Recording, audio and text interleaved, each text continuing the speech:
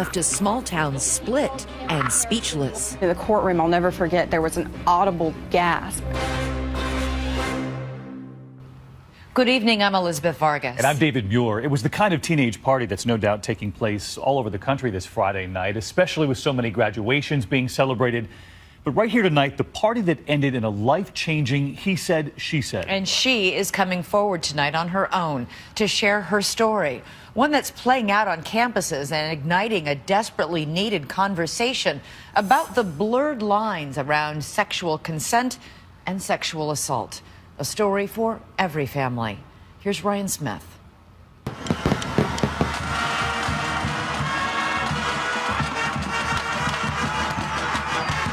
It's Friday night. The lights, the band, and the entire town is out to see the Toros.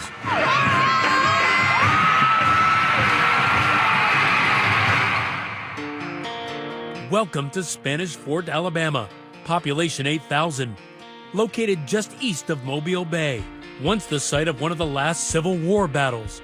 It will later be the site of a different kind of battle. Very small, close community in town, so everyone kind of knows everyone. A very tight-knit community, focused on family, centered on very good schools. Bible Belt churches made dot this small, affluent community. But here, football is religion. In Spanish Fort, football is no longer a sport, it's a lifestyle. You live, eat, sleep, breathe football. No wonder its high school players are celebrated as heroes, says journalist Cassie Fambro. People love to see them and recognize them in their community, and I would say they're local celebrities. And starring in his own highlight reel, running back Cameron Harrison, a senior, 5'7", 180 pounds, wearing number 4. Harrison, boys, he's been fun to watch over the past couple years. Yeah, he's a tough little hombre. He's small, but he's big. He's hard to bring down. That's one of his advantages. He's tough. Among those cheering in the crowd, the new girl in class, 16-year-old Savannah. I am funny, independent, goofy, very goofy. I have a lot of love in my heart. Among the things she loves, what you'd expect: makeup, social media, and selfies. Lots and lots of selfies. But for the one-time choir girl, singing in church with her dad, adolescence brought on some big changes, moving from the only private school she ever knew to unfamiliar terrain, public high school. I cried. I said, I don't want to move, but I didn't have a choice, so. Really? I had been at a school from 2nd grade to 9th grade. I loved where I was. I was from the country. There, it's so laid back and small. How was the adjustment for Savannah to high school? It was an eye-opener for her. I think it was a huge culture shock. It was a culture shock, because I remember one time she called me. She's like, I don't think I can do this. Emily and Joe, Savannah's parents, were high school sweethearts, married by age 20. He a Marine at Camp Lejeune, she a college student studying business. What were your hopes back then? Have a family and have a story.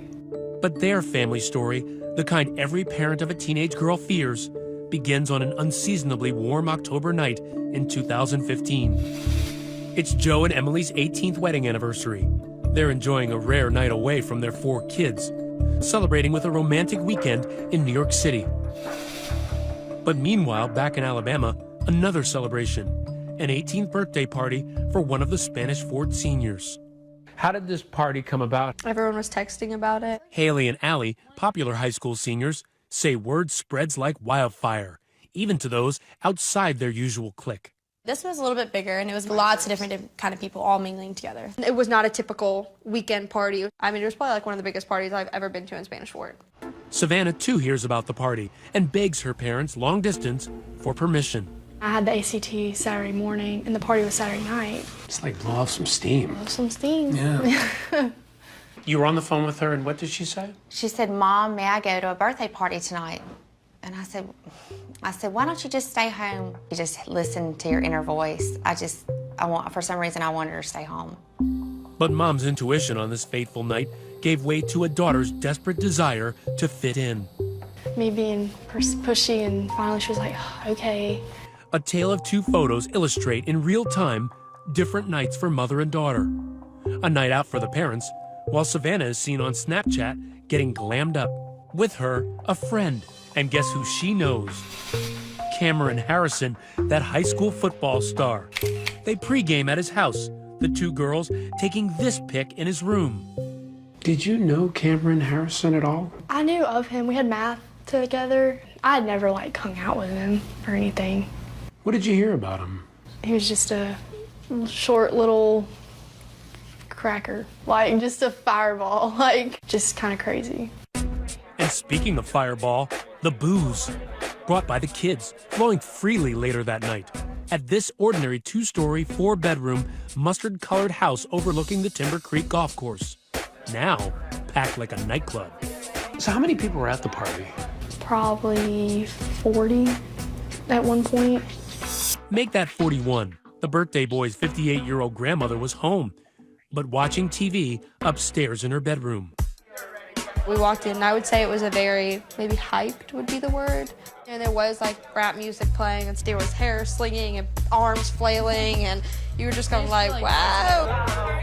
It was hectic. There were people running around, dancing, beer pong, playing video games on the TV. And the drinks were flowing? Yeah, the drinks were flowing. Hayden, a senior football player, recalls playing beer pong with Savannah and his teammate Cameron. She was just staring him down, like giving him that look. And I told him, I was like, all right, she obviously wants it. And so he was like, I know, I can tell. You had some interest in this guy. I saw you roll your eyes. Why? He always said to my friends, I would never with him, you know, he's a nice guy, but no. 40 underage teenagers partying, drinking, saying, turn down for what? What were you drinking? Smirnoff. I had about 2 of those before I got there. And then I had 3 or 4 beers and then 4 double shots of Fireball. It was all like under an hour that I had drank this much. Others quickly took notice. I first saw her on the couch and one of her friends was like pouring a little alcohol in her mouth and she was like just dancing around having a fun time and stuff. She didn't look like she was completely wasted. No, she was conscious, walking around, having a good time, not stumbling. I couldn't say she might have been able to walk in a straight line, but I don't think most of the people there could have at that point anyway. These photos posted on Snapchat may allow us to peer into Savannah's Saturday night. But what they don't show, she says, are the effects of all that alcohol. She says she remembers feeling dizzy, but that's about all. What's the last thing you remember? The last thing that I remember is standing in the kitchen with everybody, singing happy birthday. This is cell phone video of that moment obtained by 2020.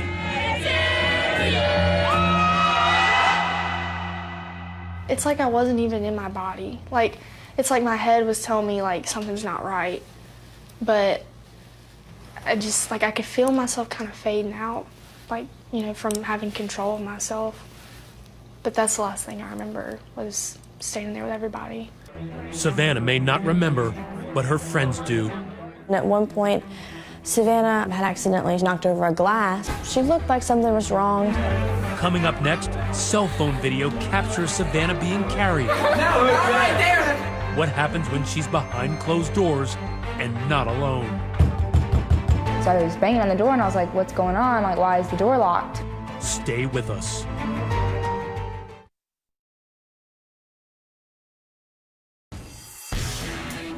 If it's October, it means the Spanish Fort Toros are in familiar territory. Their opponent's end zone, closing in on another Alabama State championship. But 16-year-old Savannah is out of her league. Evident to those at the party that she may have had a few too many. She's kind of just like, just like going crazy, like walking around. Watching from across the room, Savannah's close friend, who asked that we call her Jessica. She's drunk, right? Mm-hmm. What are you seeing? All of a sudden I see someone carrying her up the stairs. It was probably 4 people that were carrying her up the stairs like she was a doll, basically. Like they just like each had like a limb. And I was like, what the heck, when did this happen? I just saw her like on the couch. But just like the booze, there's something else that's ubiquitous at your typical teenage rager. Cell phones. This is an image of Savannah being carried upstairs. It will later play a big part in trying to determine what occurred that night. Taylor is one of those teens who helped carry Savannah. We were all just laughing, you know, making a joke out of it because it was funny, you know. Everyone had been drinking and we're carrying Sven up, and Sven is pretty tall and we're all kind of short. So we were kind of struggling. She says they did it so Savannah could lie down and sleep it off. Do you remember being carried upstairs? It's like I could hear things. My eyes were shut, but I could just hear everything. I just didn't feel with it at all. At that point, the popular seniors, newly 18, decide to leave, wanting to take the party across the bay to a club in nearby Mobile. We're like, Cameron, you coming? He was like, no, I can't get in any trouble tonight. I'm just gonna stay here. Wary of trouble because remember, Cameron Harrison is a standout senior whose football team is undefeated and entering the playoffs. Also staying behind, Savannah. And depending on who you talk to, you get conflicting reports on her state of mind. Whenever we were about to leave, it's whenever I saw her being carried and stuff, and she was laughing. So you saw her being carried up the stairs? Yeah, she was like, no, I want to go back downstairs. Once upstairs, Savannah gets sick in the bathroom. That grandma makes a brief appearance, handing her a towel. Friend Jessica says when she went upstairs, Savannah was barely coherent. She was just like laid on the bed with like her eyes closed. She was just like, like I couldn't really like make out what she was saying. Tell me, when she's saying that to you, is she unconscious at that point? Like she wasn't fully conscious, but she wasn't fully unconscious at that point. She was probably like in between there. She'd be like she sounded really like a zombie. Slurring it all? Yeah, definitely slurring. But it was after that is when I noticed like she was out. She wasn't saying anything. Jessica says she left Savannah in that upstairs bedroom to nap. But when she returned to check on her about 15 minutes later, the door was locked. I was banging on the door and I was like, what's going on? Like, why is the door locked? And I couldn't hear anything in there. And the light was off, and I remember leaving and the light was on. She doesn't hear anything. But Cameron's teammate, Hayden, also at the door, says he hears Savannah making sounds from inside the bedroom. I heard her moaning, like I could hear sex noises. Eventually, the door opens, and Jessica is shocked by what she sees. So Cameron like cracks the door open, and he's like completely naked. And I was like, oh my gosh, what just happened? Half her body's on the bed with like her arms back, and then like half her body's like draped off the bed. Did she have any clothes on? She had no clothes on. She was completely naked. I started like yelling at Cameron. I was like, what are you doing? Like, she's obviously not okay right now. Like, why would you do that? And he was like, she wanted me to. She said she wanted me to. Did it seem like she was completely out of it? Yes, completely out of it. I mean, she couldn't even move. Couldn't move, but Jessica says Savannah did speak. And what she said would be crucial to the case. She said, just leave me here. I was mad because she said that. So that's when I left. When Jessica goes back upstairs, another 10 or 15 minutes later, she sees Savannah disheveled, no bra, and her clothes backwards and inside out. She was slumped over the toilet, throwing up. And she threw up so much. Like, I was at least 20 times that night. She just kept throwing up. Wow. Everywhere. And she says Cameron, nowhere in sight. Turns out he's back downstairs at the party, taking smiling snaps. No hint of potential wrongdoing. Do you remember Cameron Harrison ever being in that room with you? No. It's approaching midnight, and on the ride home, friend Taylor says that's when Savannah whispered a secret to her. I asked her, are you okay? And she told me, I think I had sex with Cameron. With a sickly Savannah in the back seat, it is Jessica taking responsibility for her friend, racing home before curfew. Were you thinking, man, this girl might be in serious trouble. She might need to go to the hospital right now. I mean, I wanted to take her there, but she would just start screaming. She was like, no. And she was still drunk at that point, but she would try her best to be like, no, you can't do that. With her parents asleep, Jessica sneaks the two of them in through the side door. Savannah still vomiting. She was still like shaking. She was like white. I put so many blankets on her, and she kept on saying like, I'm so cold. Like it sounded like she was just like in like a freezer. For 2 hours, Jessica stood watch over her intoxicated friend. When we come back, some Monday morning quarterbacking when the weekend's raucous house party hits homeroom. It started going around the school that they had sex and a bunch of different stories. And the standout football star stands face to face with a former Marine. Did it take everything in you to not want to lash out at him? The confrontation on the front porch. Next.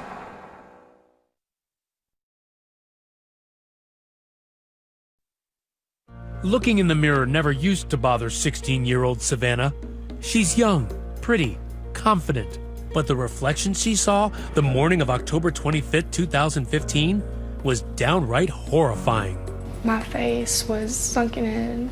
I had bruised hickeys all down my neck. I just started crying because I just felt so disgusted with myself. Disgusted because Savannah's Saturday night was a dangerous one, full of beer, liquor, and fireball shots. I felt like I was that drunk girl at a party, and I knew everyone was gonna just talk about it.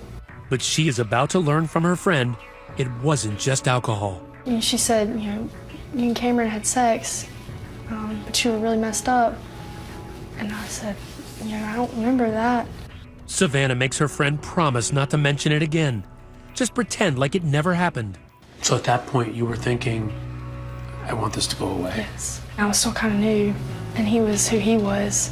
So I knew it'd be pointless to try and say something. But at that point, how did you define what he did? I just felt taken advantage of. Did you feel like it was rape? Honestly, at the time, no, I did not. Savannah goes to school Monday morning, hoping her weekend secret is safe. But it's already too late.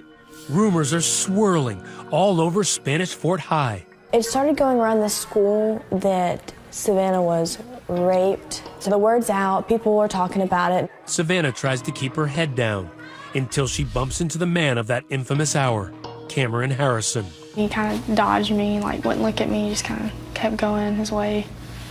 So. Did you want to speak to him? Not really, no. I just felt like it was too, honestly, awkward and uncomfortable. During design class, Savannah gets with Taylor and a couple of other friends to discuss what happened between her and Cameron. She kept saying he just took advantage of the situation. We had both been drinking. At that time, how would you have defined rape? Brutal, holding tied down, gun to your head type, just very violent. That's what I thought it was. The girls tell Savannah she's wrong, and soon they start Googling the definition of rape, right there in class. Unbeknownst to them, their teacher overhears them, and Savannah is sent to the guidance counselor. They're like, we've heard about this party Saturday night. You want to talk about it? And I kind of just broke down, I guess, and said I felt like I'd been, taken advantage of. They summon her mother, Emily, to the school. And I walk in and I see my daughter in the corner, balled up in the fetal position with mascara running. What did she tell you? That she had been raped or sexually assaulted. And I got mad. That was my first reaction, I was just angry. Emily and her husband, Joe, say they went through a range of emotions. First, disappointment in their daughter, but then outrage. Somebody can say, well, she shouldn't got so drunk. Yeah, I get that. No, she shouldn't have. Okay? I don't care what she was wearing. I don't care what much she drank. I don't care if she was doing drugs. Doesn't matter. Nobody has the right to take something that's not theirs. Period. That's the bottom line, period. To us, it was black and white. But for Savannah, it's a little more gray. She's waffling between damning and defending Cameron, even texting a friend, "I feel so awful, Taylor. Cameron and everyone is going to hate me. I never wanted it to get to this point." It's all getting back to Cameron, whose friends, hearing the vicious rumors, tell him he needs to set the record straight. I was like, you need to make sure that you tell people the truth, because if that's not what happened, then that's not what needs to be said. For his next play, Cameron, on the advice of a teacher, decides to go on offense. Somehow he found out that Savannah's parents thought that they had sex and accused him of rape. And so he, being the gentleman that he was, wanted to apologize, wanted to make it right. He may want to make it right, but he's about to make it worse. Believe it or not, Cameron goes to visit Savannah's father, the former Marine, to tell him the sex he had with his daughter was consensual. That's the guy. He's outside. He's walking up to our house right now. Joe, what did you say? My immediate reaction when he pulled up was violence. I am fixing to clear this porch off with his kid. I didn't say a word. I let him speak. He said, I know y'all are hurting, Savannah's hurting, but I'm hurting too. His body language was bizarre. Because he was so calm, Just so ice cold. Just Joe and I were both shaking. And he made a huge admission to you. He only did our daughter for 5 minutes. 5 minutes. Only 5 minutes. And he said those words to you. Did it take everything in you to not want to lash out at him? I told him to get off my property.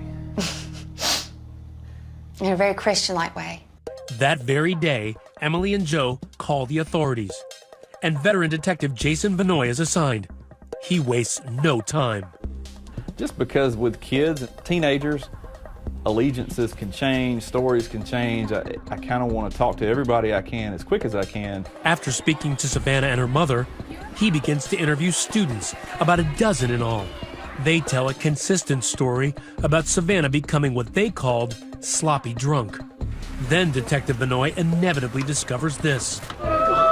Cell phone video taken at the party. The video showed the young people carrying the victim across the house and to the stairway. What did you think when you saw that video? I took a long, hard look at it several times and was mainly focusing on the condition of the victim. Her body was limp. At one point she had her arm draped over her face, and she was just like a wet rag.